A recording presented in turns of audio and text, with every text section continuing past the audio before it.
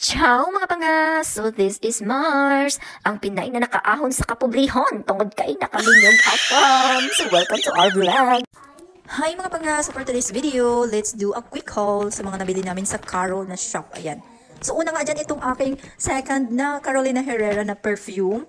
So this is their mga panga new collection na Carolina Herrera. Ang bango niya mga panga, you must have this one talaga and long lasting yung amoy. Oh, ayan. 'Di ba ang cute ng bottle? Sa bottle talaga ako na mga pangga sa bottle, oh, 'di ba?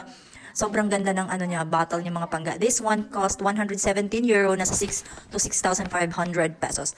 Tapos dapat kasi bibili lang ako nito, itong sunscreen ganun. Tapos ito naman sa anak ko, yung sunscreen na isa mga pangga nasa 12 euro, tapos yung sa anak ko 8 euro. Tapos ayan, binigyan nila ako ng perfume na free, Burberry. Ang bango, sobra mga pangga.